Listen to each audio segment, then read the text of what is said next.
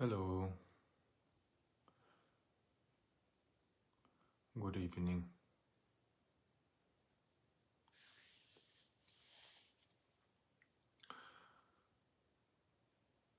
I'm doing very good. Namje Wangmo. Hello, La Rinpoche. Tenzin Riche. Tashdele Rinpoche is watching from Kali.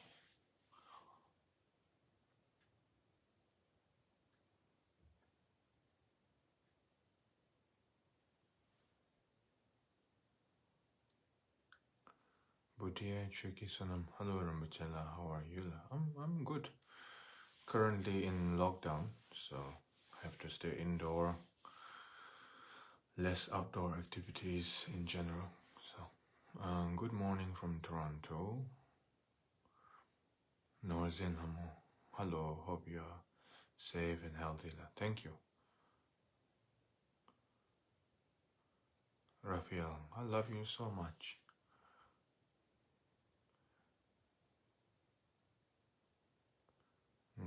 Good morning from Washington, USA. Good evening, all the way from Gangtok, Sikkim. Hello, dear and precious Rinpoche from Brussels. Tashdele to you. Sanje Pamo, Tashdele Rinpoche. Have a beautiful night. You too. Good morning from Kansas, USA, Rinpoche. Tashdele to you as well.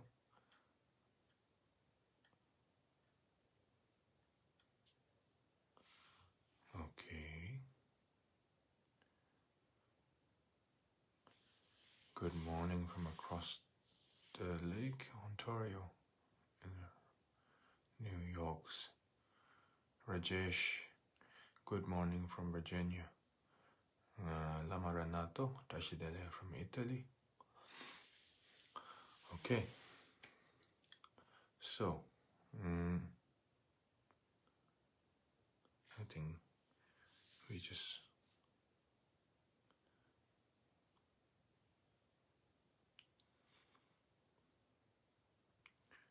good morning, Linda in Santa Fe from T or C. Hello, gratitude from Copenhagen. Sonam Bande, Jasucher, Michelas.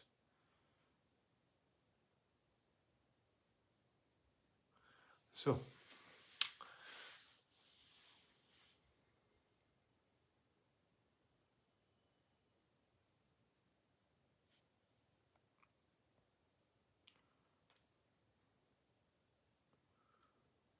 I think you can start the question. Hello, Tashidele from Brazil. Good day, greetings from Hungary. Tashidele Rinpoche from NYC.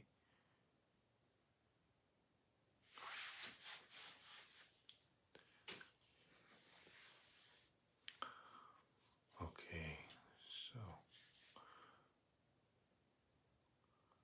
Tujiche,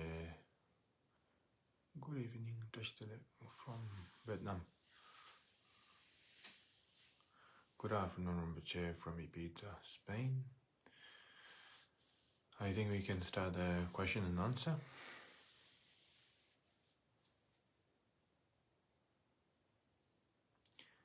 How to remember past life? Well, that's a very short question. Well, depending into what you understand, because if you think that remembering about the past life is something to do with some mysterious and magical practice, then I think you got it wrong. And I think in order to remember the past life, and I think the only way is to reach enlightenment, and then you can see the past, present, future all together at the same time, so that's my answer. Otherwise, of course, curiosity is good, being doubtful is good, But then if you take it too much, a little bit like a religion, a little bit, if you take it too extremely like a religion, you know, I want to desperately want to remember my past life, and then you know, it basically it becomes very useless over the time.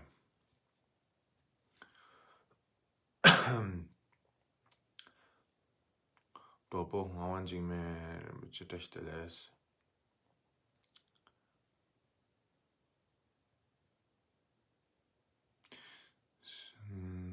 How to end addiction? So I think your name is Pepe, right? How to end addiction? Well, I think there's a different kind of addiction, right, in life. There's you know, toxic substance addiction, such as it can be starting from, you know, strong drugs that people tend to take, strong substance that people tend to take to forget about their own current pressures and the things that they don't want to imagine and all that difficulties. So there's the very common thing that people talk about it, and that's the one thing. And then there's you know, then there's other addiction, such as you know, like taking a very strong painkiller, you know, like that is also addiction.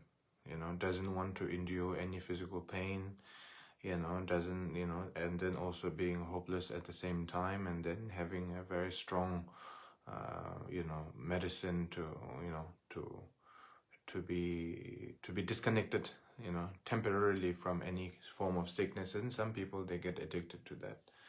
And then there's you know, the social acceptance you know, substance, like it's such as alcohol, and then where you justify with the means of religion, you know, with the means of celebration or means of friends and families and reuniting, and then or maybe, you know, celebrating with your colleagues, and then you justify your this addiction, you know. So that's that one.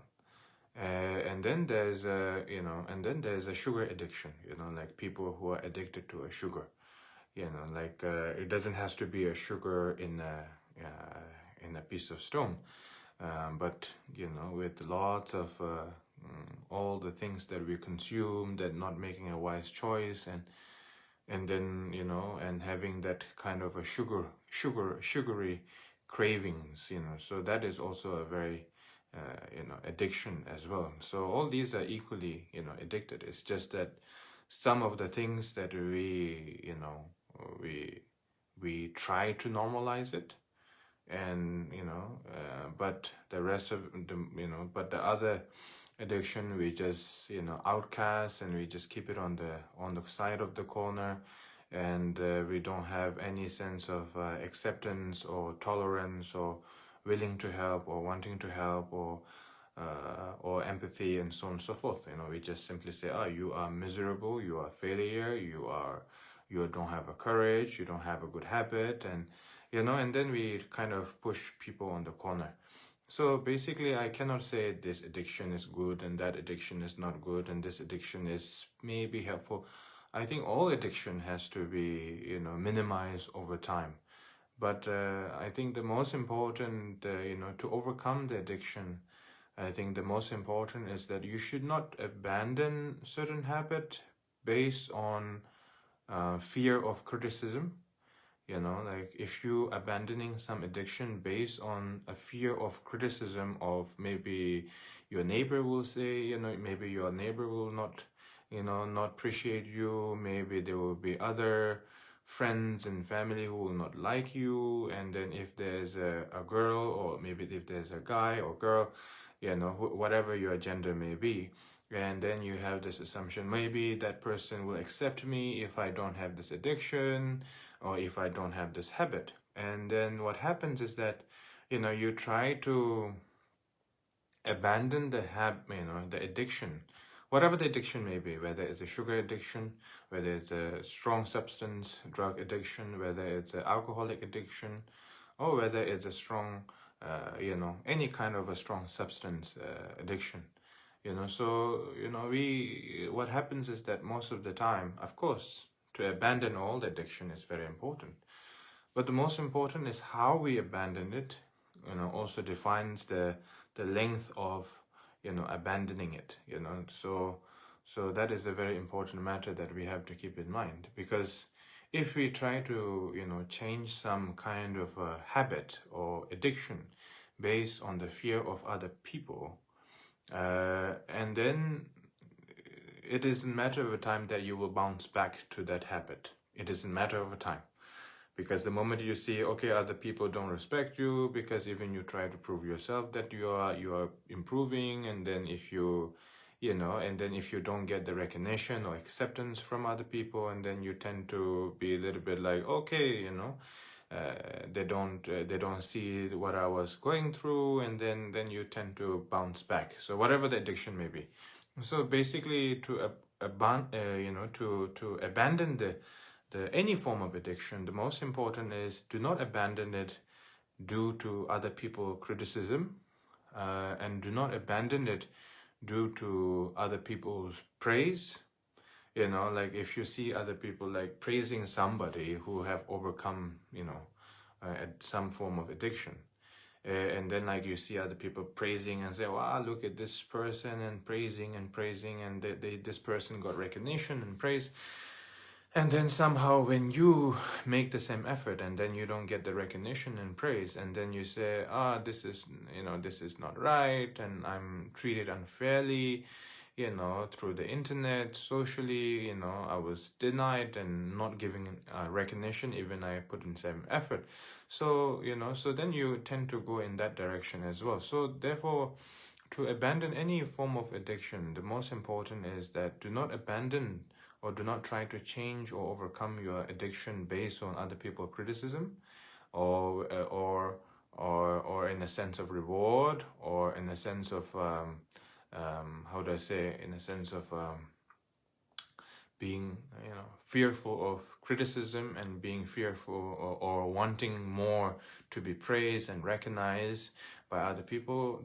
Long as you don't touch these two things, and whatever you have abandoned it, and you will abandon forever. That I can guarantee you. So, so you have to abandon, through your inner mindset, so your mindset has to be a little bit like, I need to be healthy. There's only one physical form. There's no such as, there's no responding, respond, there's no second life. There's only one single life in this, in this human form. So I must cherish it before it's too late. And, it takes time to cure myself. It takes time to be healthy, and to be, to have more strength. And then, so that, with that kind of a basic understanding, and then whatever the addiction may be, you will overcome. That I can guarantee you. Because even personally myself, there was some kind of issues, that were quite challenging. And then I tried to abandon some form of habit based on the fear of other people, of praise and criticism. But then when you abandon it, with your own self-understanding, not by pressuring by somebody, and then you abandon it permanently. So that's how you overcome any form of addiction, whether it's addiction of power, or whether it's addiction of attraction, whether it's addiction of any external substance, or any sensorial level as well. So in the Buddhist teachings, we say that to overcome this attachment to the sensorial level, what we smell, what we hear, what we taste, and what we feel physically, so it is a Buddhist method, that we should overcome any form of addiction. It's not something scientific only. It's not something that, applying in the modern society only. It's something that, that we must all overcome, because once you define yourself as a Buddhist practitioner, you must overcome, any form of addiction. But how you overcome is the most important. So how you overcome has to be based on your inner strength and inner understanding, not based on the fear of criticism of others, not based on the expectation, based on other people's praising towards you or wanting that praise towards you. So long as you don't have this kind of habit, and then, all this kind of any form of addiction, any form of habit can be overcome, over the time. And that I can guarantee you, because nothing else, there's no influence anymore when you have inner understanding, so that's that. So going to the next question.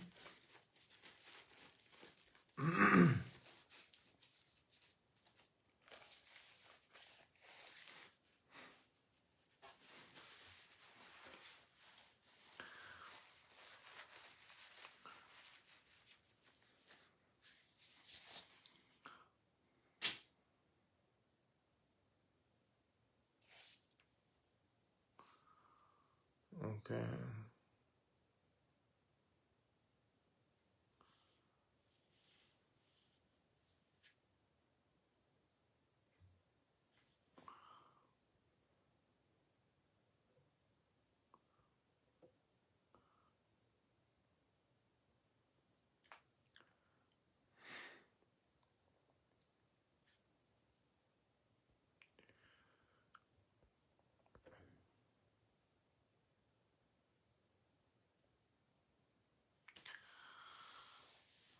As a clinical director of the Drug and Alcohol Treatment Center, I love what you're saying about addiction. All of us struggle with addiction, one form or another: food, eating, power, sex, drugs.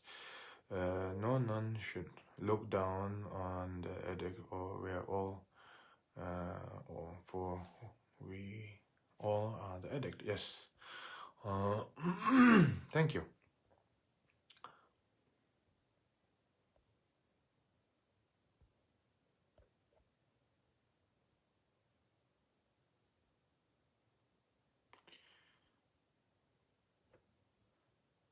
Okay, I'm trying to find the question.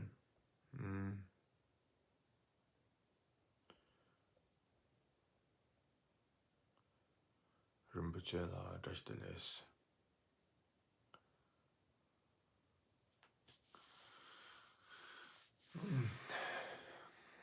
Your Holiness, can you talk about Milarepa?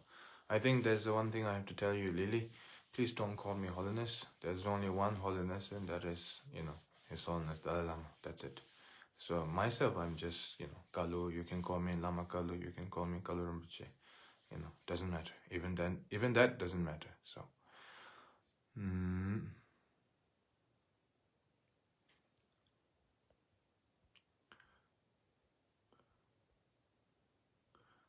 Can you talk about Milarepa? Yes, I can talk about Milarepa, and that's the one question that and Tenzin Jamba is asking. Emptiness concept exists only in a Buddhist religion. I think that's what you're asking. So I will start with. I think, instead of me talking about Milarepa, I think you should read a book about the Milarepa's 100,000 songs. I think that's much better. Because there's so many different chapters of Milarepas, and I think the most important, the summary of the Milarepa story is that you have to be honest with the suffering that you have gone through. I think that's the most important. Many people, when they think about the Milarepa, and they always think, oh, I want to be like him, and I want to be, how do I say, a little bit holy, and kind of, yeah, I get it. But if you try to copy him, it's not going to happen. You are bound to fail. What you have to follow is that you have to follow his mistakes that he have made, and then you try to analyze that and implement into your life, and how you can fit into your capacity, and how can you fit into your category. Like an example, you don't have to go, go in a mountain and accumulate some practice and do some black magic and then kill a bunch of families. You don't have to do that. And you just see what he have done in terms of error. And you also have to see, with the error that he made, how honest and how genuine he was due to his own mistake. Many of us, we are not honest to our own mistakes. We tend to become, we tend to be a little bit like a politician whenever people, discovers some kind of our own mistakes. We tend to go a little bit like, maybe yes, maybe not, kind of like in between. So the most important thing is that if you really want to be like Milarepa, is you don't have to go in a countryside and and do some black magic and kill some people. You don't have to do any of that. What you have to learn is that you have to understand that due to his mistake that he have made, during the time of Tabaga, not in the time of Milarepa, his name was different, so his, how do I say, his mistake is something you have to analyze, not what he enlightened or which part of the mountain he did retreat. His mistake is something that you must analyze, and that is how he, how he started his journey from that is something that you must analyze. Because many of us, when we are not honest to ourselves, towards our own capacity, and then we tend to have a lot of ego. We tend to say, oh man, maybe my master knows nothing. I know much better. I've been to university. I had done the retreat. I have received many empowerment. I know much more. This master knows nothing. Even that master is a monk or Rinpoche, or even that the master is perfect condition. Let's put it that way. The average perfect condition. We still find space to criticize, and I say the lama Rinpoche ki ming ta kidu tina kanshi say like we say, he has a name of Rinpoche, but who knows, he has a name of Lama, but who knows, not really sure. We have that kind of space in our mind. Milarepa, when he met Marpa Lotsawa, he was simply doing a farming. He was doing a farming, and then Milarepa, met Marpa at that time, but he didn't know that it was a Marpa Lotsawa. He thought it was just a farmer. And then it was, Marpa Lotsawa told Milarepa, afterwards when they had exchanged, that he was trying to find a Marpa Lotsawa, the famous master the famous translator, let's put it that way, the one who traveled back and forth between India and Tibet, and who was great translators and so on and so forth. And then later on, then he was told by one of the son of Marpa Lotsawa, and then when he entered to see Marpa, and actually it was the farmer, who was in the farm, and then then he realized it was a Marpa Lotsawa. And then even after that, for many years, he single-handedly built a 9-floor building, by himself. We don't have to go that far. But what we can do is that at least we show a little bit of appreciation. We show appreciation, and we also have to show, a little bit of space to have a doubt. Because even Milarepa, he even built, a 9-floor building. He also had a little bit of doubt even at the end. He was telling himself after many years, he was getting old, and he was telling himself that I may not have a lot of time to practice anymore. I'm getting really old. I may not have the strength to practice anymore. So, I may even have to, find another master. So even Milarepa, who built 9-floor, building by himself, single-handedly, even with that capacity of dedication, still has a little bit of doubt here and there, and a little bit of concern here and there. So therefore, you should not have a pressure to yourself and say, oh, I have to be perfect student, I'm perfect, all this perfect bubble. Don't be that. Try to be, yourself, but with a little bit of less ego. Try to appreciate the teachings that we receive. That's the most important. And then try to practice when there's no teaching, and try to receive teaching when there's a teaching. Try to balance a little bit. Don't try to say I'm, don't try to say I'm this lineage and that lineage and this lineage. Just try to have some basic respect, because many of us, we are not some kind of a religious figures, so what we need is just simply practice. We don't have all this internal matters that we have to face it. So, so that's And then once he received the teachings, once the Marpa accepted that, okay, so, that all his negativity has to be dissolved and therefore he cannot receive empowerment and teachings and so on and so forth. And then, not because he doesn't want to give, it's due to his own karmic, and so he has to purify and all that. So, of course, they had this conversation. And then, Marpa Lazawa gave all the, Vajra teachings, and then also building himself in in this clear state of mind.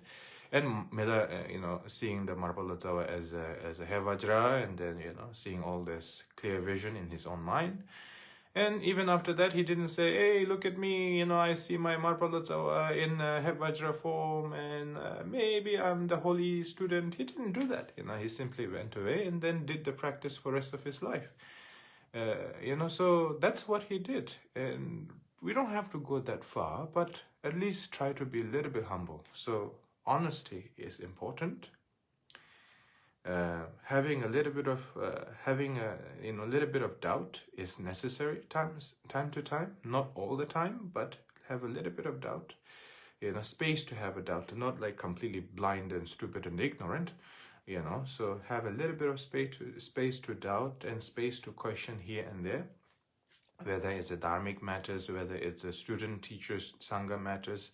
Have a little bit of basic respect to yourself and towards others, that you also have a little bit of space to criticize and to space to talk and to space to express yourself, and a little bit of many things balanced together. You need that in the beginning, and then once you find some form of practice enough for your lifetime, and then you simply do the practice for the rest of your life.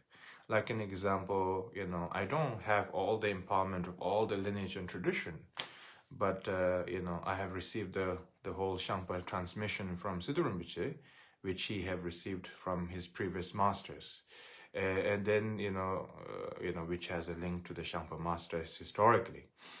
So I received that. I received some other empowerment from different master, but mostly I'm just really content with the Shangpa lineage and then just the Shangpa practice, and that's enough for my personal life, and I'm content. And the rest of the time, I just read some texts about the Shangpa teachings and do some Shangpa practice here and there. And when I make some kind of a public event, I always try to focus on one or two deities and practice, and keep it simple and not trying to compete or challenge with many different things. So keeping it simple. So, because there was a time that,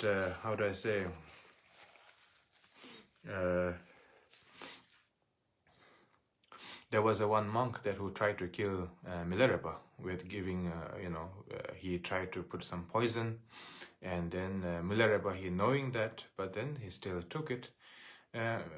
So basically, when you have this sense of humbleness and then sense of genuine quality, and then of course the sense of competitiveness, arrogance won't be there. A little bit of a little bit of competence, competitive attitude is needed, maybe, and until a certain level, like, oh, I have to be better or I have to improve myself. But not to the extent where you have to hurt other people. You need a competitive attitude when you are in the society. When you have to get a job, when you have to look after your own job, when you have to feed your own family, when you have to look after your city, or maybe your country, or maybe many different things. So the most important is that you keep your competitive attitude, but not to the extent where you're literally hurting other people. So that's my little bit of small stories about the Milarepa, like a short story. So that's the other question is about Tenzin Chamba. Emptiness concept exists only in Buddhist teachings. I think, the many different religion out there has a different, has a different principle. Right? So there are many different religions, they have a different principle. Some religion, they believe in the creator.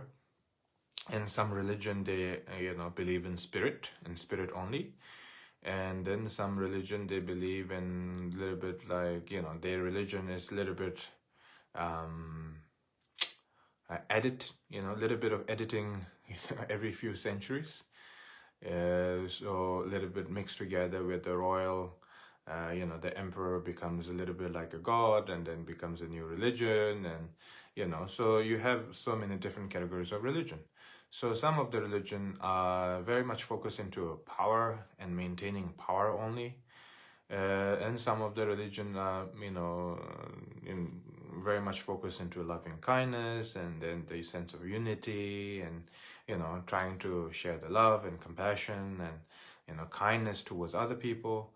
And then there's some religion that are very much focused into, how do I say, conversion, like, literally telling other people to convert and convert and convert, and everybody must convert.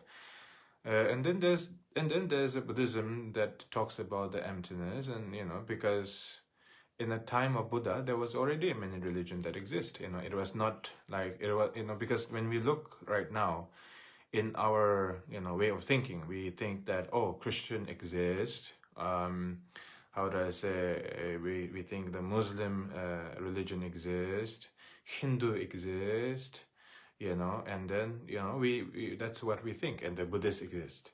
But you have to understand that, in the previous time and the centuries, there's so many different culture and so many different religion and traditions. It may be not combined and connected as nowadays. Even like right now, when we talk about Buddhism, right? And then there's a Mahayana Buddhism, there's Theravada Buddhism. So, and then there's a Vajrayana Buddhism. So there's so many different branches of Buddhism even. So just like that, each major religion has their own branch. And then 4,000, 6,000 years before that, so there's different religion as well. But some religion died over the time, maybe with the lack of believer, and due to different challenges they may have to face, and maybe they had to, how do I say, travel to different place due to climate issues and so on and so forth, even in the past. So it's so that's that. But about the emptiness, emptiness is not a concept. So I think that there's many religion out there that may exist in the past, so so there is some philosophy about the emptiness. But precisely as a Lord Buddha's teaching, I don't think so. There may be some, smaller religion, smaller tradition, that may exist in, many centuries before, and even may exist even nowadays, that people simply meditate and meditate, so there may be some kind of, emptiness and meditation, mindset, understanding, but it may be not publicly, published or shown, because if you look at the, how do I say, some Catholic and the Orthodox, the very classic thing what we see in the internet and in the movies is that bunch of people coming together in a church and making a prayer together every Sunday, and then going to the how do I say, Vatican City, and waiting for the new Pope and all of that, and that's the classic thing that we see all the time.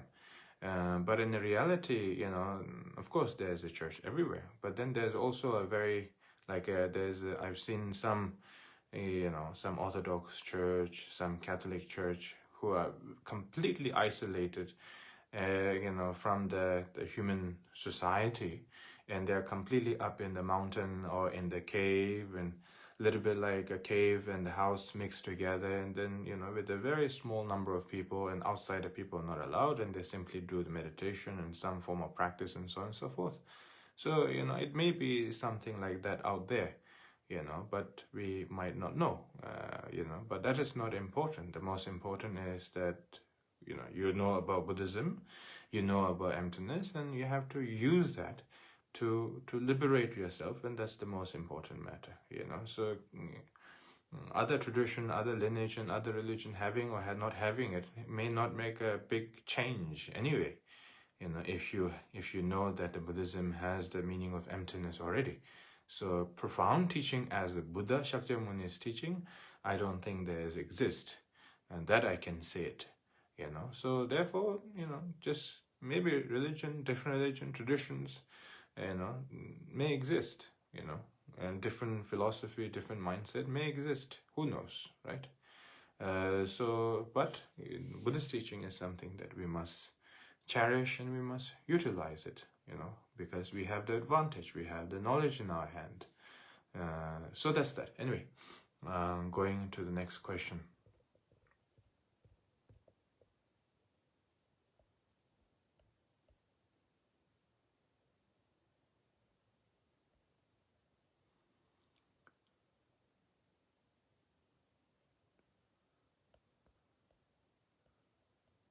Okay, so I'm looking for the...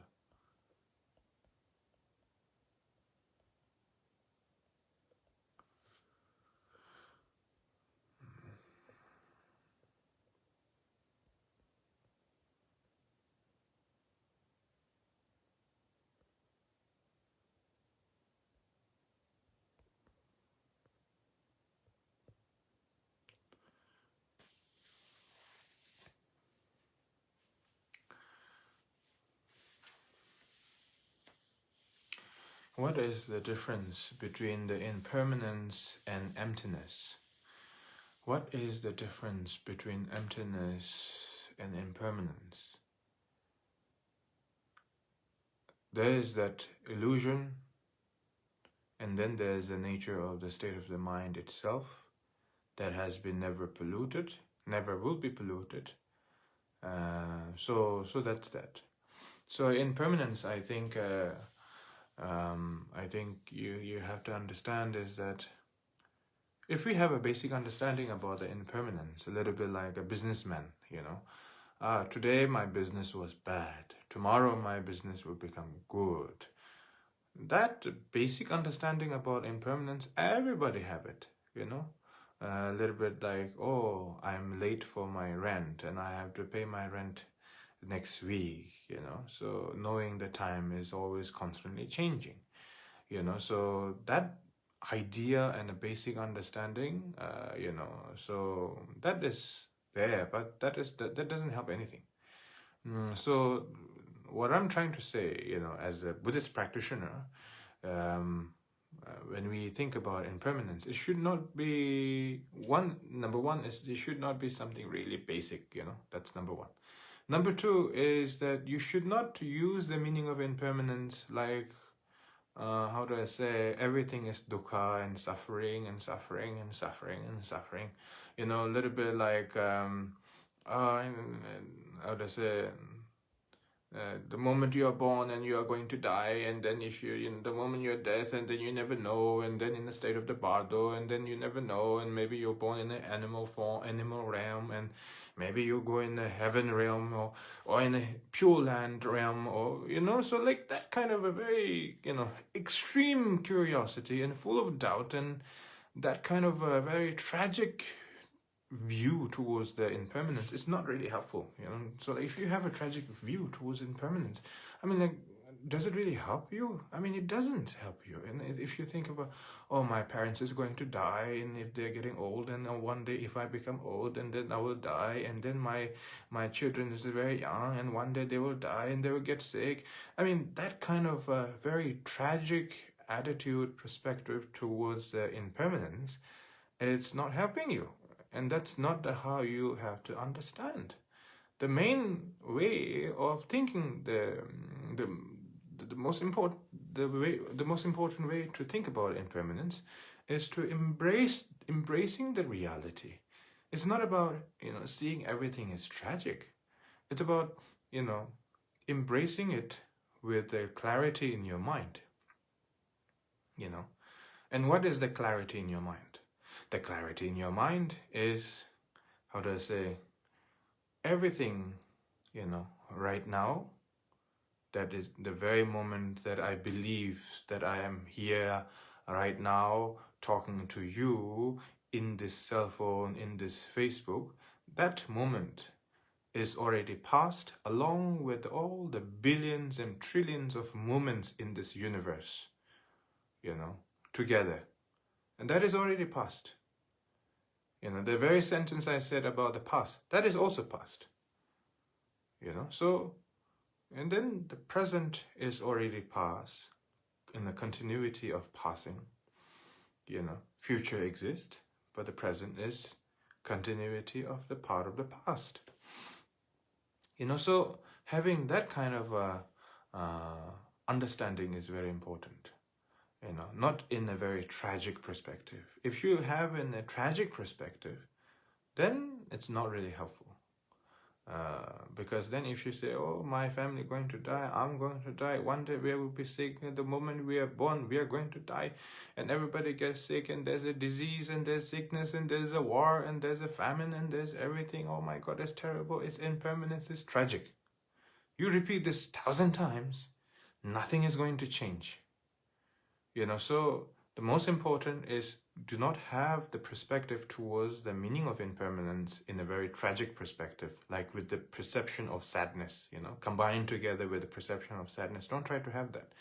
Try to have to the meaning of impermanence with a little bit of deeper understanding, like all this moment, all this illusion, and all this so-called reality that I tend to believe in this very moment is already past. And the present is a continuity of the future that is already past. That is impermanence. And then you tell yourself, what a fool. So that what a fool. And then try to have that kind of a little bit of laughter. Little bit of like, haha, a little bit like, haha, that's a very funny. A little bit like, that's very funny. I've been fooled, haha, So try to have a little bit of sense of humor and try to have a motivation. When Buddha was teaching about the impermanence, you don't see him crying and tears and say that, oh, this is terrible, this is terrible, this is terrible. He was simply sharing the truth with a sense of clarity. And that clarity needs to have a deeper understanding. And that deeper understanding, the definition of the deeper understanding, is by examining what is the meaning of impermanence in itself, not based on tragic, not based on death, not based on sadness or excitement or happiness, but truly examining what is present, what is future, what is past. And as you're experiencing that everything that you tend to believe, this is now, this is present, and that is already past. Like an example, I'll tell you one story. In my predecessor's teaching, he said, if you think everything is real, if you think everything is real, then how about when you are dreaming? When you are dreaming, you smell everything, you hear everything, you see everything, you hear everything. But the moment you wake up, that does not exist anymore. That is a bardo. And the reality of the bardo is illusion. Right? If your mind is under the influence of the illusion, of your state of the ignorance, then you are in a state of the bardo. There's a kene bardo, chuni bardo, and then there's a, in the time of death, in the time of death and born until the new life born, then there's that definition of bardo, and there's a,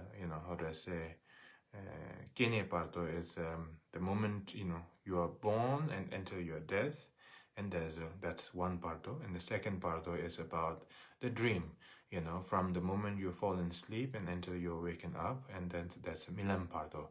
And then the sipa bardo is, sipa bardo is the last one, that is, like moment you are death, and then you're reborn to the next life. That's sipa bardo. And chuni bardo, it means the moment you are death, to the state until you are born again in the state of the bardo, that is called chuni bardo. Kene bardo is the moment you are born until your death, that is the kene bardo. And then how to say, milam pardo means moment you fall asleep and you're dreaming until you wake up. That is milam pardo.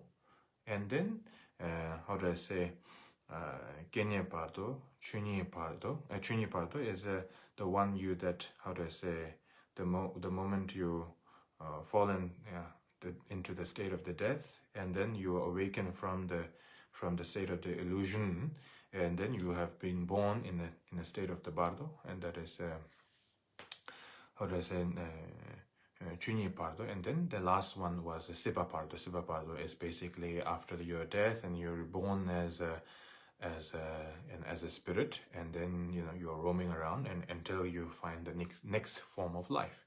So all these are illusion, but not in the illusion where you say everything is magical, So it's not like black and white. It's more like everything is illusion. So therefore, in order to recognize the illusion as an illusion, a magician as a trick maker, and the magician as a person who uses the tricks to lose your mind, to trap your mind, to see the magician as a trickster, right? In order to see that, you must examine how the tricks are performed, right? If you never understood how the tricks are performed, you will never say that person is a trickster. You will always say that person is a magician.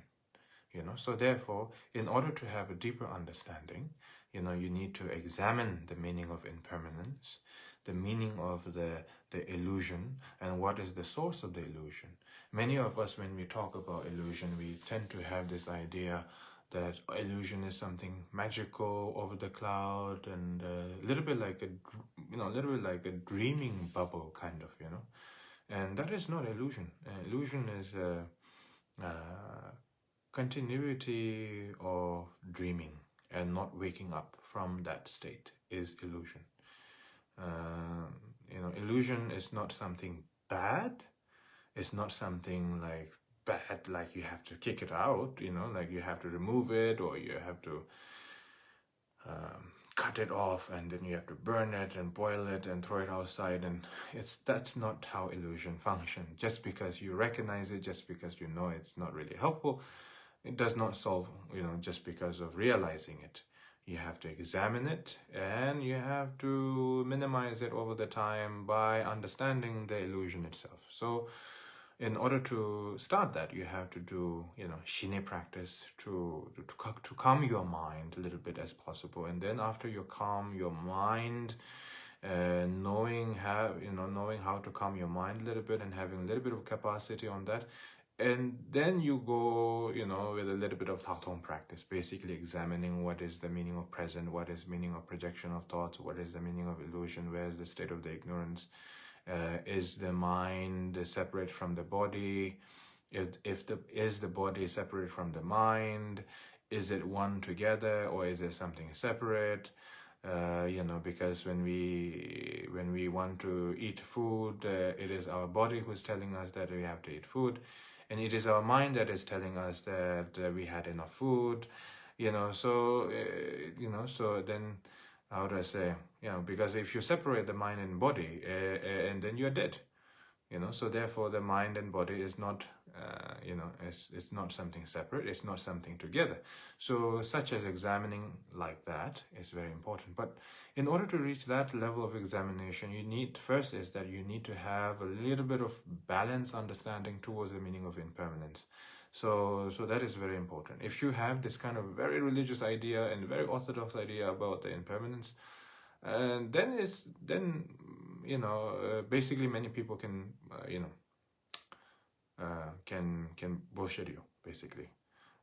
If you see the reality as it is, seeing the meaning of impermanence as it is, not in a religious perspective, not in a very scientific perspective, but rather human, simply examining the very experience as a human being, and that kind of a attitude, that kind of a basic simple-minded perspective, and examining the meaning of impermanence, I think that is a very important matter. If you try to push too hard with the religious ideas and making excuses, saying I have a bad karma, good karma, all of that, then you will not go anywhere. You know, I'm not trying to say that you should not believe in good karma or bad karma or any of that. What I'm trying to say is that over-exaggerating from what it needs to be done, you know, becomes useless over the time. So that's that. So idea about the karma is also that, you know, like good karma, bad karma. Don't try to have a fearful of that. Rather, try to have a little bit of embracing attitude, a little bit like with a sense of openness mindset, with the strength in your mind, you know. So that's that.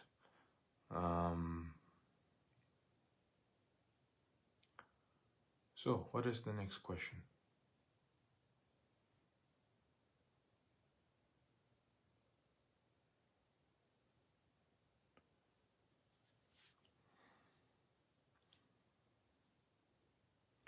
I find this explanation really beneficial. Thanks a lot, Rinpoche. You're welcome, Lamala.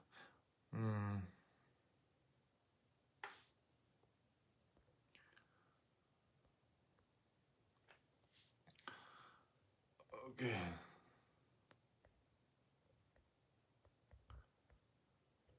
Okay, I'm reading.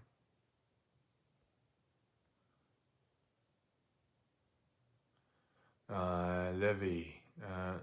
Thank you, Rinpoche. Could you please explain a little bit about correct mindset when reciting a confession to the deities? I think there's enlightened deities and there's non-enlightened deities.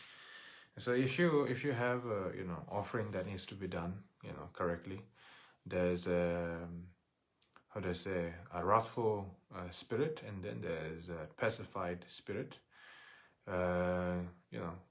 So, and just because you see a Naga painting, like very beautiful with the one hand on the side, like on the, how do I say, on the head, and then on the side they're carrying something else, and a half snake and a half a woman body, and then like thinking that all the Nagas are great. Yeah, of course, we have this kind of mindset, but there's so many different spirit out there. It's not what you see in a painting all the time. So, so I think the most important is that, there's a wrathful spirit and there's a, pacified spirit.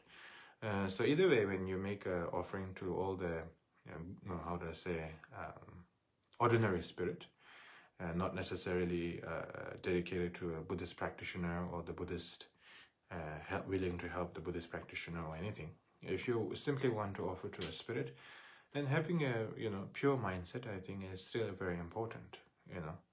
Then if you are a Buddhist practitioner, and then if you want to offer to all the Buddha and Bodhisattva, if you're making a genuine confession,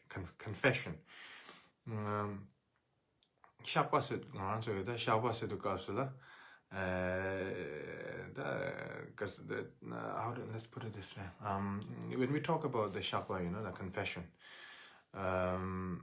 when we talk about confession, many people tend to go in this past life, present life, future life, all these things. So you have to focus that the real definition of confession, the really and true meaning of confession, is a continuity of awareness mindset. That is the true meaning of confession. Reciting 100 syllables, yes, that is a, some form of confession practice to the enlightened deities. But the real form of, how do I say, a confession is a continuity of awareness in your mindset and into your action, into your mindset, into your practice. That is a true confession.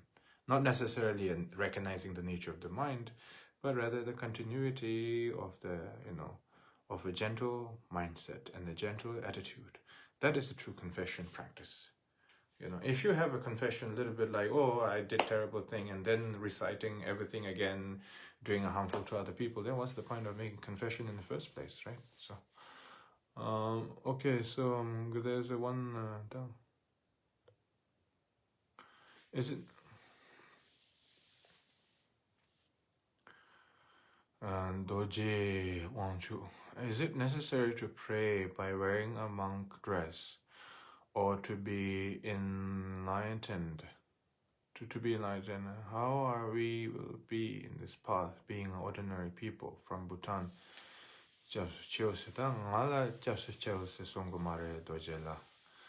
then just a chill with it, Sanji Chugin, some Latin, just to run and take the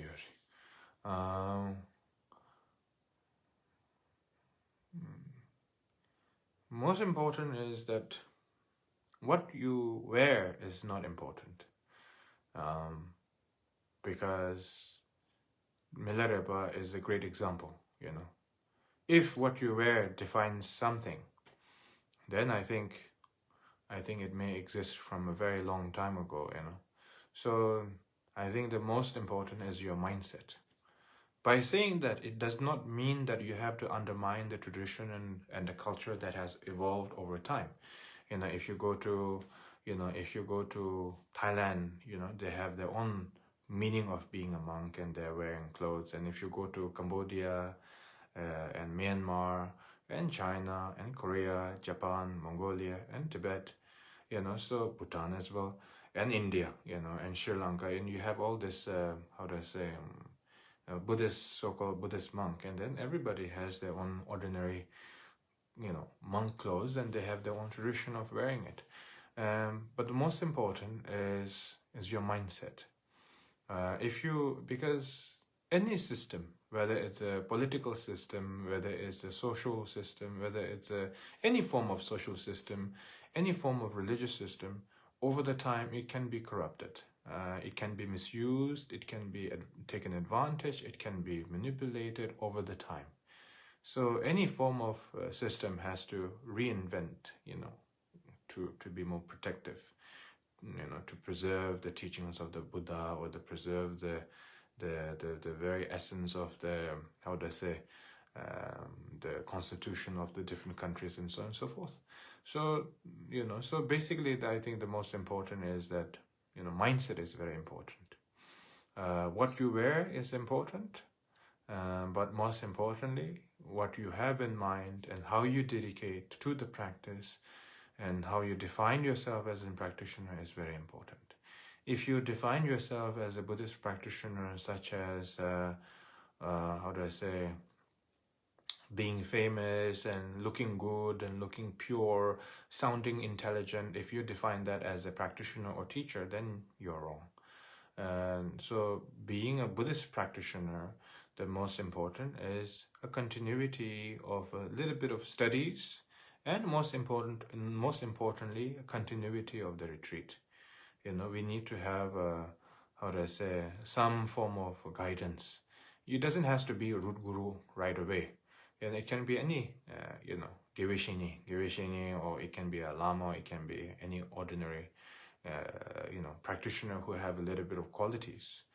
And, and then maybe you will think about how do you define that quality? Then maybe you can just witness, and you just analyze and witness, investigate a little bit, not like jumping to the conclusion right away.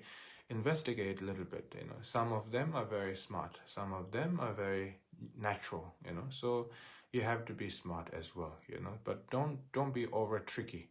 Try to investigate, of the basic qualities, that require to be as a practitioner in order to help and guide other people, is that having a basic kindness, and then having a little bit of wisdom, and having a qualities of analytical studies, and then also a retreat as well. So as long as there's some form of, qualities combined together, and then whether it's a famous one or non-famous one, doesn't matter. Then, if you are content with what you see and what you hear, and if you see the changes in people, benefiting the people in the front of your eyes, so then you can say, okay, maybe it's time. So then you can engage yourself like that, but not necessarily by becoming a monk and nun and so on and so forth.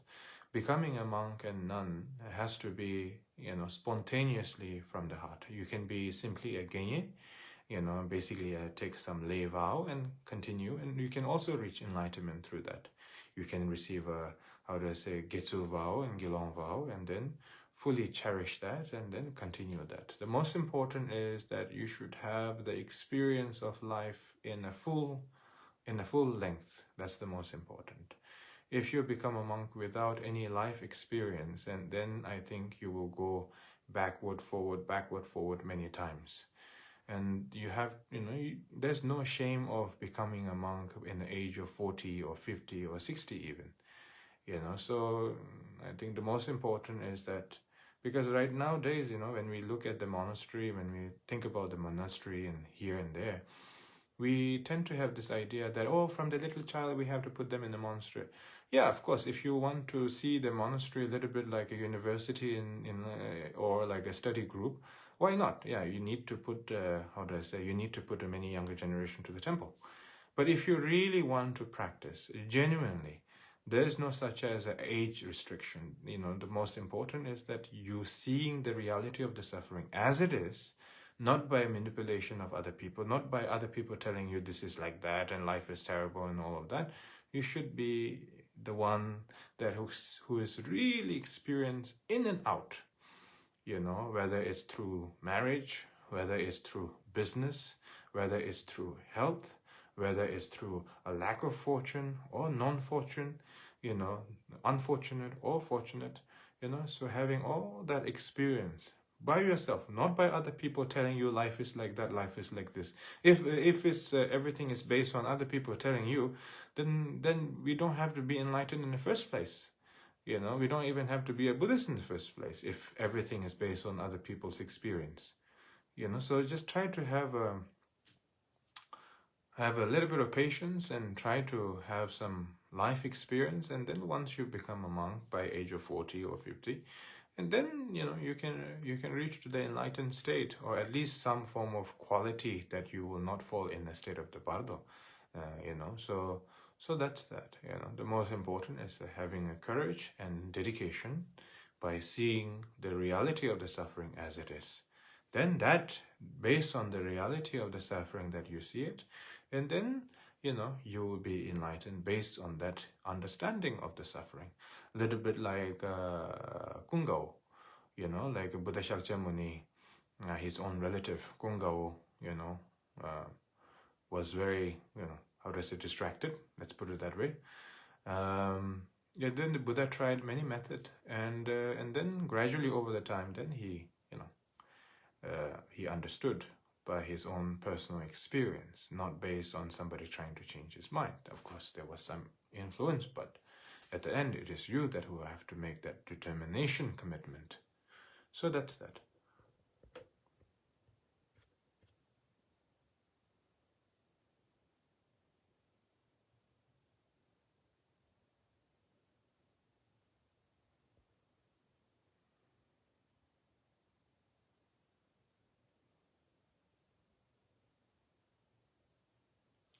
I'm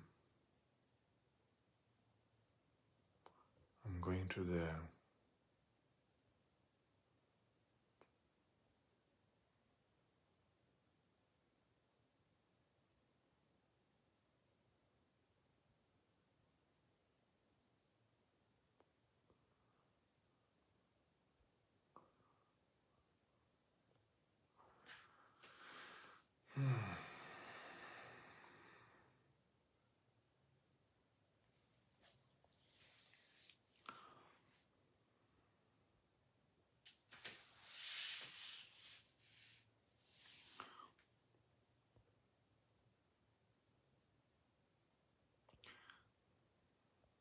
okay.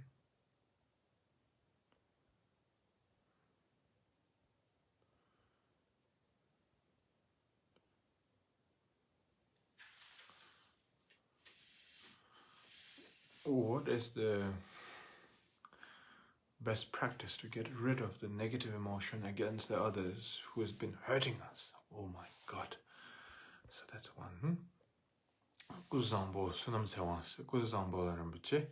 All teachings are based on what Buddha Shakya Muni taught us, but we are hardly instructed to chant Buddha's mantra. Almost every Lama asks us to chant either Vajra Guru or Om Mani Padme Hum. Why is it so? Well, I think I have to be careful with that answer. I'm just joking with you. It is basically, to be honest, it's based on a lack of knowledge. It's clear as that. you know, because, you know, when we are, you know,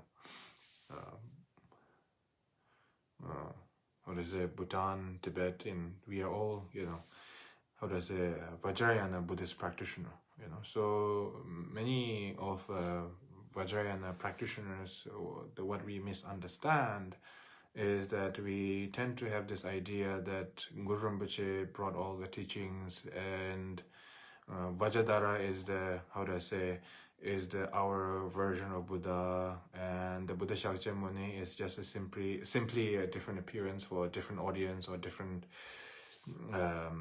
sangha or students.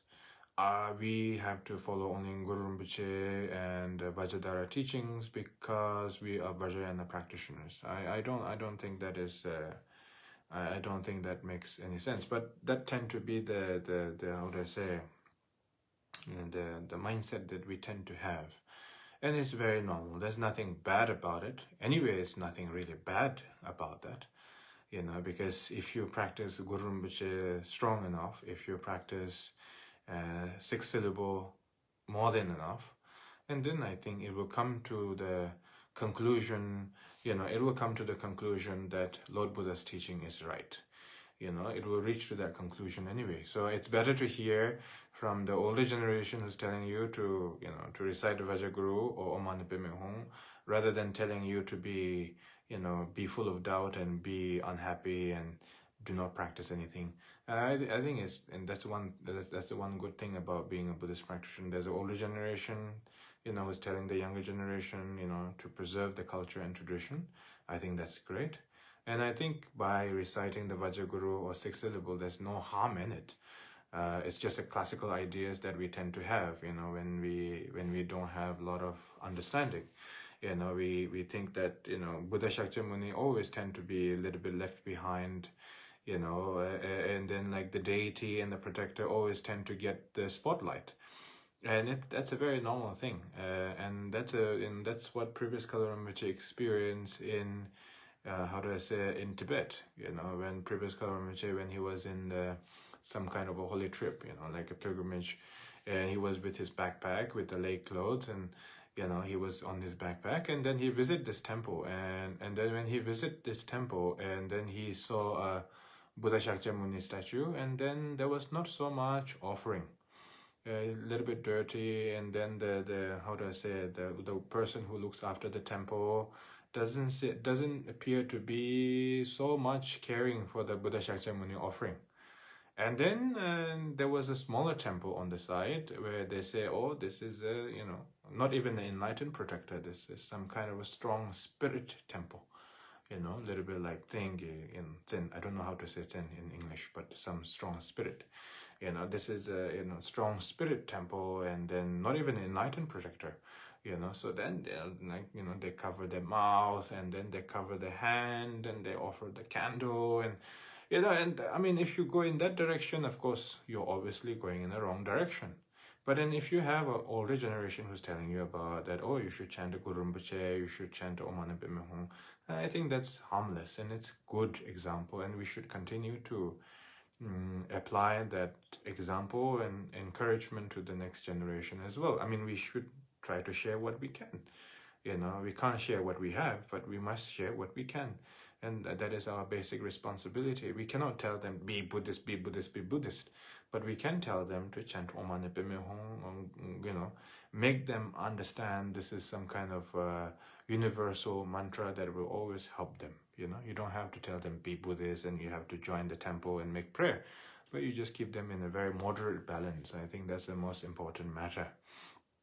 You know, so you know, so there's a hardcore extremist, you know, who believe not so much Buddha and only the spirit. There is some bunch of group that exist for the centuries and centuries, not something new. You know, so, you know, compared to that, you know, it's better to see older generation telling us that you recite the Vajraguru or Om Mani Padme Hum syllable. It's better to hear that, you know, to continue the positivity mindset. You know, so that is my only opinion, you know. So the rest is just, you know, at the end, if you recite enough 6 syllable, and then, you know, the basic understanding we will have is about the compassion and wisdom and compassion in our mind anyway. there's no opposite mindset that you will have due to that. So that's that.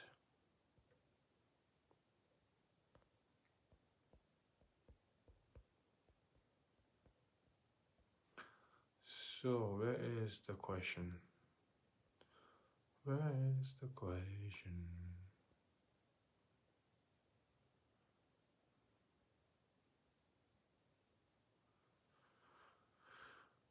Okay.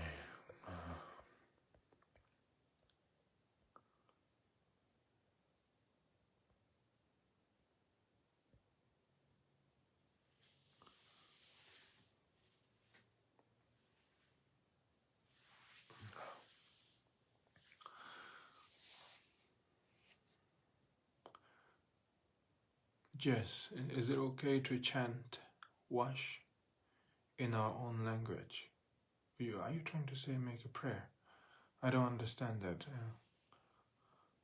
Okay, so Claire is asking another question. How to improve our compassion?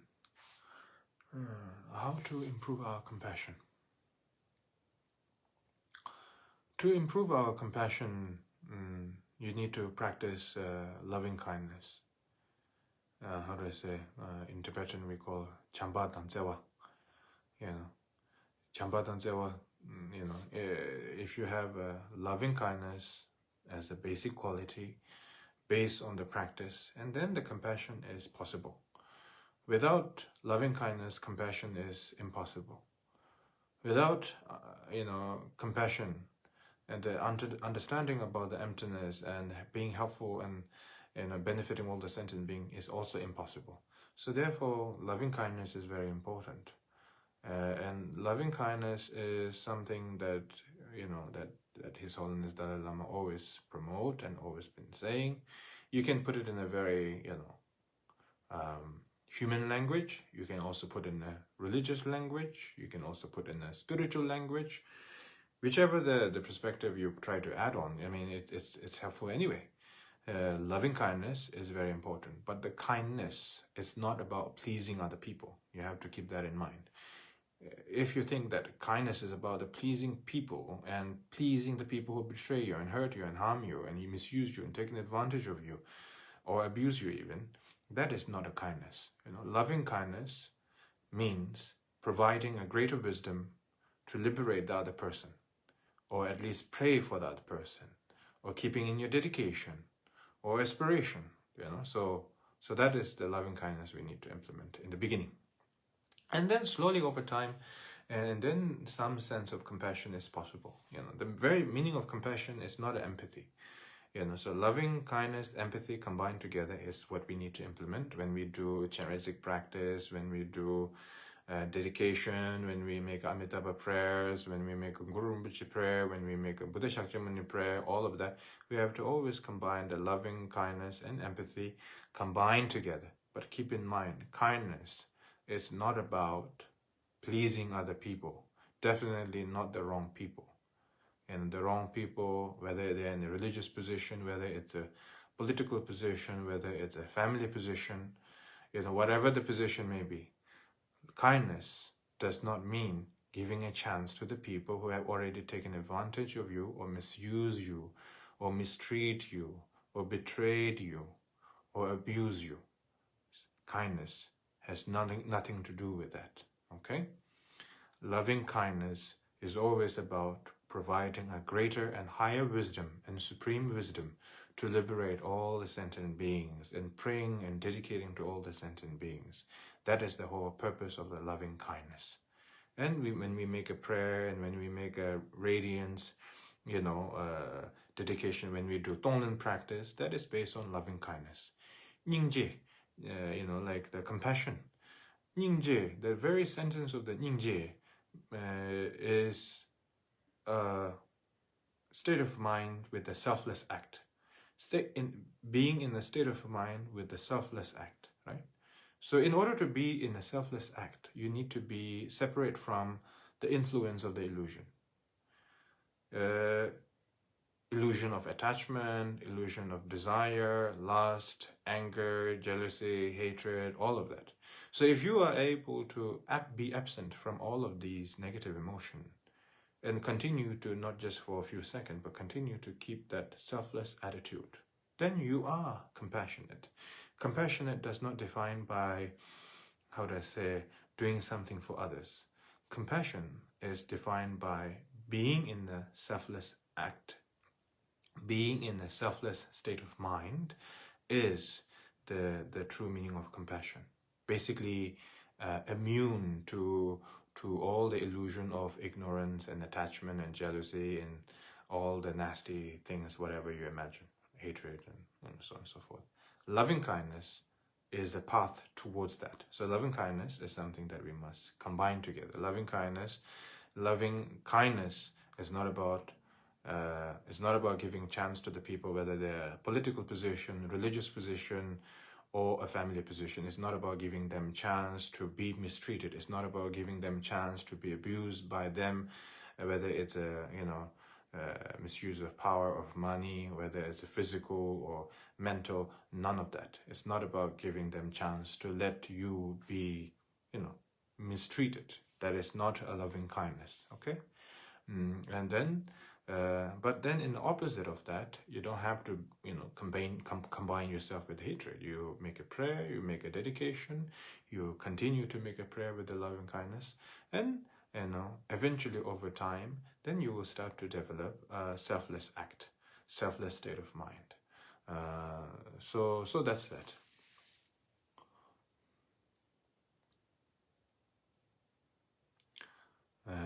Being in a selfless state is the true meaning of compassion, because anything you do will be a compassionate act. Compassionate act is not something you pretend to be that you are not. If you're pretending to be something that you're not, you're pretending. You're being tricky. You're not being compassionate.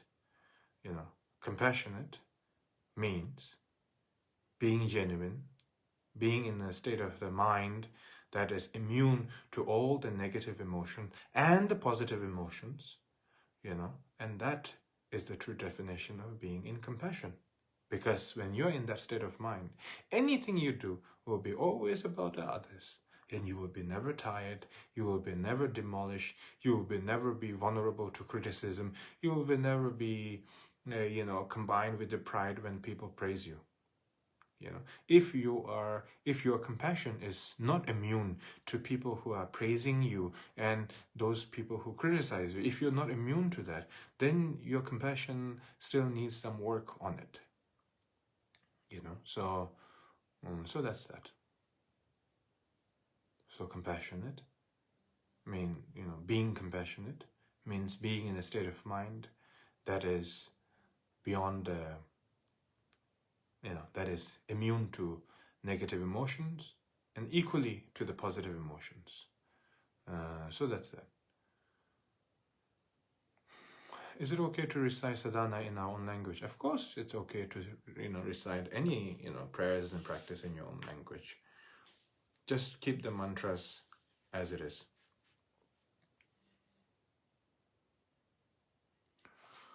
Okay.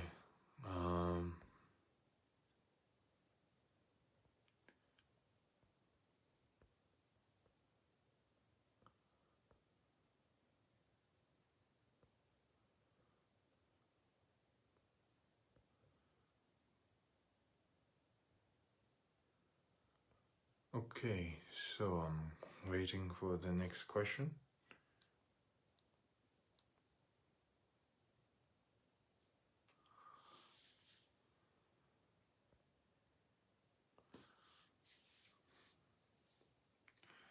Yeah, of course, it's you can read the Lord Buddha's teachings in any language you want, because Lord Buddha's teaching was written in Pali language, and it's almost how do I say? And then so many Buddhist countries are reading in their own language, but translated genuinely, translated genuinely and reading precisely, and keeping the mantra and the sutra and the pronunciation of the sutra as it is. Not some kind of a change. The most important is having the text that is translated, how do I say, properly, not individually. You know, the translated texts that are examined by a group of people again and again. You know, that form of text you can read in whatever language you can. And, you know, so that's that. Steve, what is the difference between what? Ningji and... I don't understand the second sentence.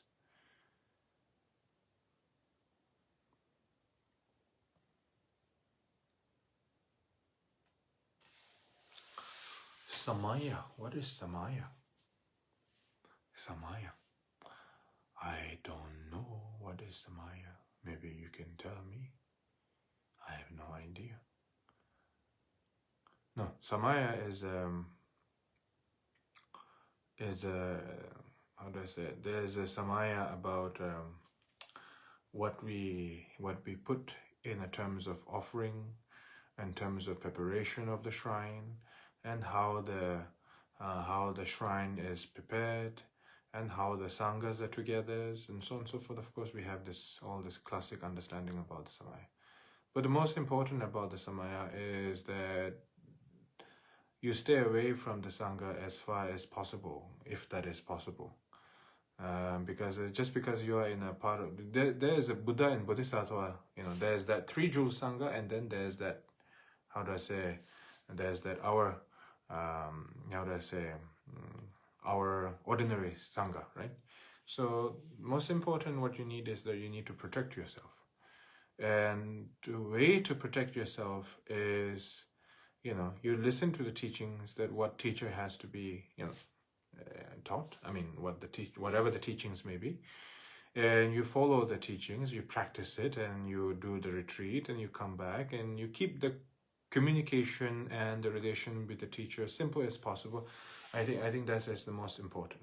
Mingling around with the big sanghas here and there, of course, if you want to be in this kind of a Buddhist festival, circus, mixed together, if you want that kind of atmosphere, go ahead, do what you want. You know, but if you really want to keep your Samaya clean and proper, and then you just simply listen to the teachings from your teacher, receive the empowerment and teachings, and ask for a personal audience, you know, ask for personal guidance, and then go back, do your retreat, do your practice, and that's enough. You know, and then the Samaya of continuity of your offering to the deities and the protectors and the Buddhas, and the continuity of that, and that's the most important.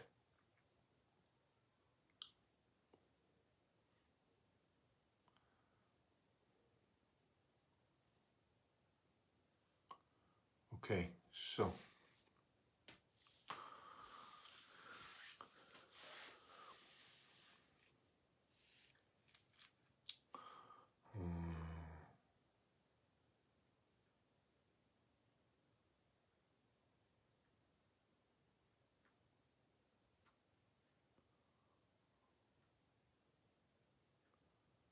okay, so I'm going to checking another question. Tsawon Tundrup, please Rinpoche, can you talk about compassion la?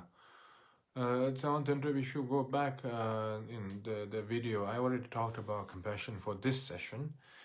You know, you can go back after the live streaming is finished, a little bit like probably what 10-15 minutes, and then you can find the, you know, the topic about the compassion over there.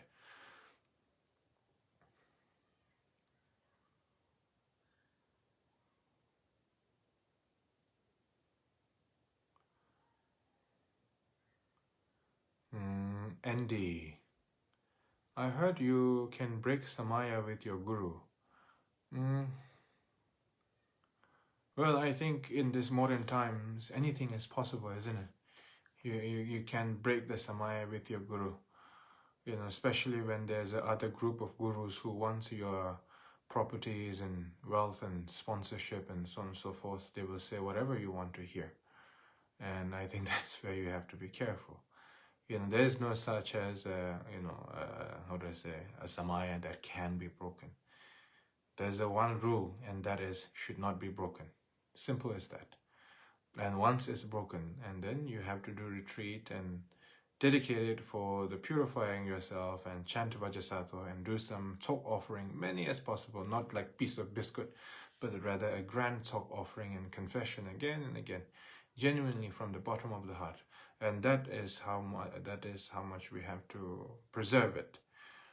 If you go in the group where they say, oh, this Samaya can be broken and then, can be a little bit blurry, and then I think there's many things possible if you go in that kind of group of people. So you can call me, that I'm old-fashioned, but there's no such as an old-fashioned or new-fashioned. There's a Samaya that we should not break it in the first place, and the most importantly, there's no such thing as a broken Samaya.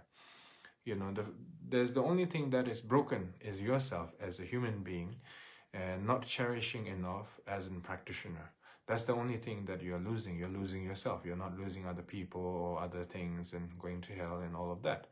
What you're losing is you're losing your own personal quality due to your own arrogance and ignorance. So therefore, if ever even you think that everything is going well, you still have to make a confession, for with the Vajrasattva practice and making a talk offering again and again. And that is a very important matter. Like an example, I do my 6-hour Mahakala practice every day. So I don't, then, how do I say, I always do like a talk offering, once in a while, probably twice a week, maybe once in a month. At least I try to keep that. Not necessarily you have to do anything wrong, but even then you have to keep that continuity.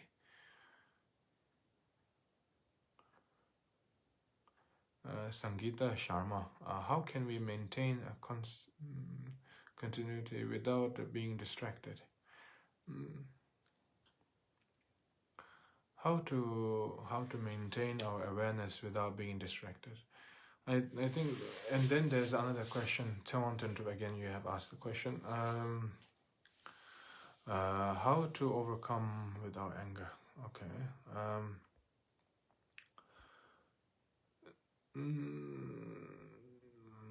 Where is that? How to, Sharma is asking question. Andy, what? Yeah, Sangeeta Sharma. How to maintain consistency without being distracted? I think the most important is recognizing that distraction is important. The moment you're distracted, there's no retrieving back. There's no such as a time retrieving.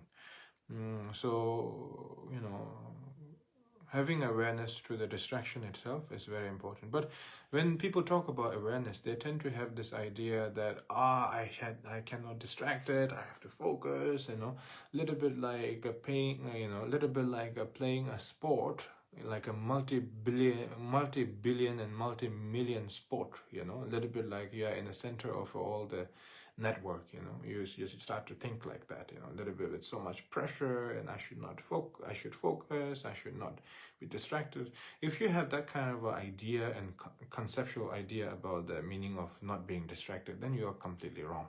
So the definition of not being distracted when it comes to a Buddhist practitioner means simply a continuity of the visualization, continuity of, like an example, you put a simple Buddha statue in the front of you, you put a simple flower in front of you, and you visualize, you imagine nothing beyond that, or nothing before that. You simply focus your mind into that state of mind. You simply look at the Buddha, nothing before that, nothing beyond that, simply that. And then whenever there's some reflection and projection of thought that arise in your mind, it's possible. There's no denial on that.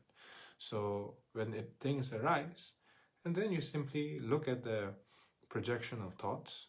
You can call it distraction. You can call it the projection of thoughts. You simply witness that. And then do not gossip with that. And do not say, hey, look at me, I managed to recognize. You don't have to do that also. You don't have to say, oh, it's terrible, I didn't recognize it. You don't have to do either of that. You just simply see it as it is.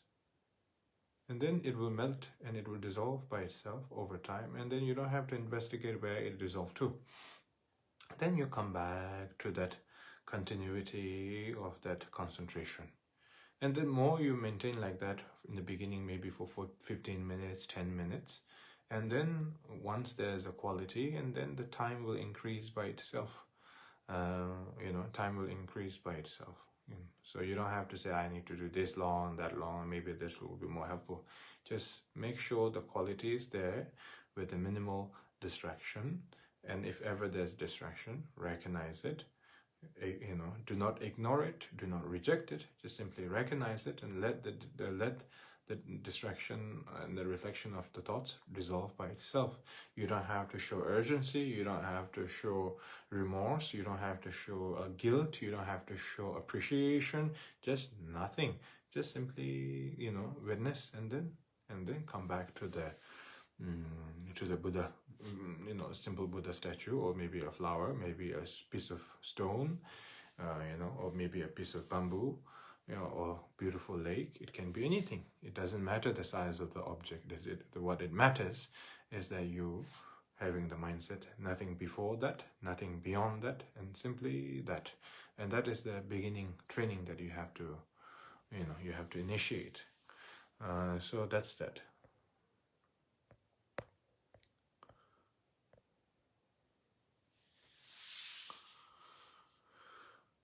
Okay.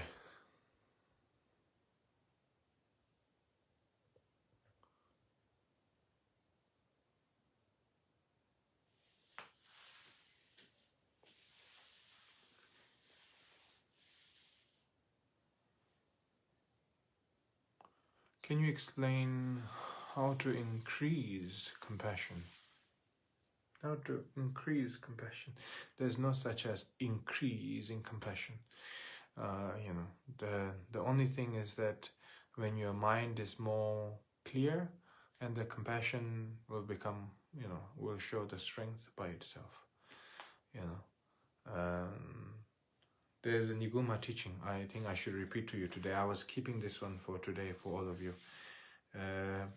This is a Niguma teaching. Niguma, she's born from the Brahman family, and she is an Indian. She was born in Brahman family, and she was from Kashmir. And she's an enlightened lady. Dakini, enlightened, or Kandroma, whatever you call it. And she was a great practitioner. It's a little bit like equal to Vajradhara, you can call it.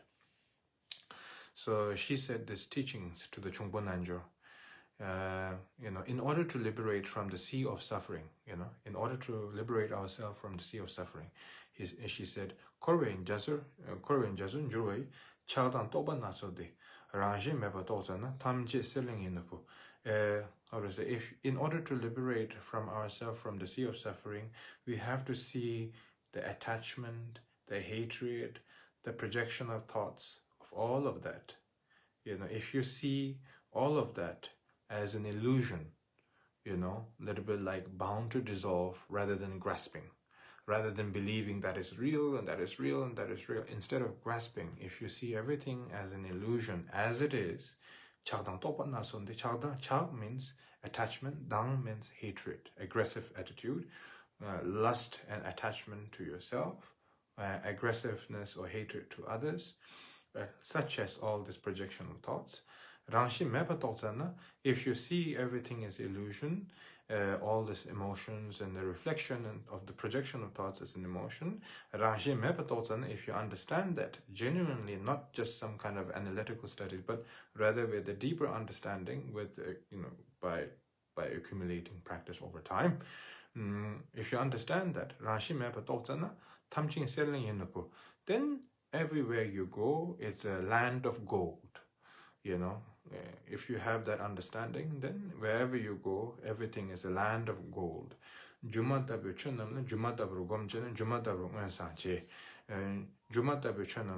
Everything that is surrounding us is an illusion. Juma means illusion. Chö means appearance. All the external, internal appearance that we tend to believe, that we tend to see, all the external relative truth, right? All the relative truth, if you see everything, all the relative truth as an illusion, And if you meditate on the top of that and practice with that kind of a mindset, and then just like seeing the relative truth as an illusion, practice like an illusion, then you will be enlightened, you will be enlightened, from this illusion. Mugu means you must have a courage and a strength combined together in your mindset. Je sonen jude ngai wangdang ju duthap dang pawdu meba no kepar chuduke tri milam to lenji ngusu lensum nan juba dunge partu chiju ki jeta. She then after that teaching she gave all the 5 deities of the Chakasambhara, Yamentaga, Hepatra, all of the teachings to Chumpo Nanjur, and then after that she gave the 6 yogis of Nigoma in the state of the dream, and then she gave 3 times of the 6 yogis of Nigomas in real life, and then she prophesied that must maintain with with absolute secrecy for the 7 lineage holder, and then she said, I will always bless all and I will always bless and be present with all the future Shampa lineage holders. So that's what she said. And then myself as a Shampa lineage holder, I'm always making prayer for her. Her name is Niguma. So I always make a prayer for her and seek a blessing. So that's, for this week's teachings of the songs of the Shampa masters. It's called the Timeless Rapture. Anyway.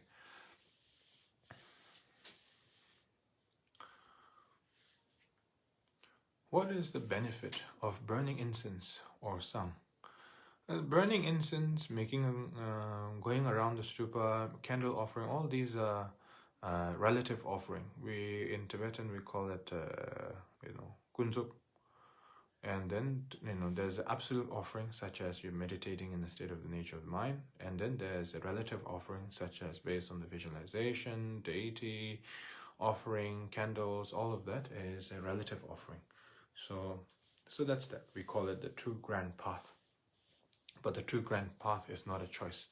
One is the only choice, and that is the relative truth. And that is deity, practice, reciting the mantra, making kora, singing melody, lighting the candles, painting, having a statues, all of that during retreat, so that is a relative practice, and then the absolute practice is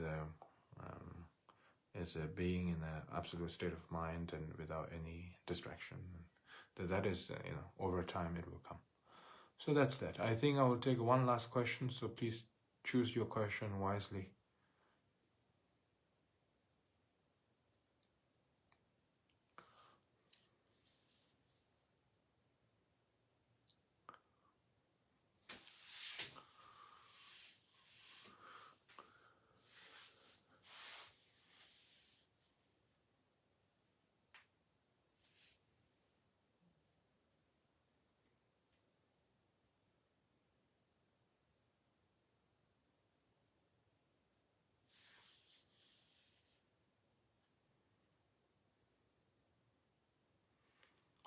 Rinpoche, is it correct to visualize during a prostration? Norbu Gakel. Yes. You have to visualize the 3 jewels when you are, doing a 3-time prostration. So that is needed. But if you're doing a 100,000 or if you're doing a 100 per day, if you're keeping that as a routine, and then, then you don't have to visualize all of that. You just think that, okay, my 3 jewels, the Buddha, Dharma, Sangha, the Buddha, the great director, right? The Buddha is a great director to the path of enlightenment, right? So the Buddha, the great, director, who gave the teachings of the truth, that is Dharma, and to inspire and encourage ourselves, that is a Sangha. So I make a prostration, I take a refuge until the day I'm enlightened. So if you're doing 3 times, then make a visualization, If you're doing 100, if you're doing like some kind of prostration retreat, if you're doing like probably 15 minutes per day, and trying to do 100,000, trying to do 100 prostration per day. And then you, at that time, of course, in the beginning of the session, you do visualization. But then when you're standing up and then when you're doing a prostration, and that time, just simply have a strong thought that the three jewels in the right in front of me as my great witness and the liberator of all the six realms. So that's that. Try to have that kind of a strong thought instead of visualization if you're doing a retreat. When you're reciting the prostration. So I think that's it. So I think for this Sunday, I think I will stop right here, and for next Sunday we can do similar teachings of the another Shangpa masters, and then we can have a discussion. Yeah. So that's that. And I want to say thank you to all our participants from all around the world, and thank you for your question as well. That is helping other people, to clear their doubt, and also to encourage myself as a practitioner as well. So many good wishes, and please be safe and look after yourself, and be healthy. And my prayers is always with all of you when I do my daily practice of the 6 Samaya prayers. So that's that.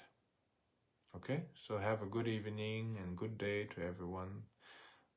Pema Nurbu, Rinpoche, what one has to think when we do a prostration. You can go back, after my live streaming is finished, you can go back maybe 10 minutes, and then you can replay the video, and then you will hear my answer over there. Okay, so be safe, and see you next Sunday. Okay, many tashidele to all of you.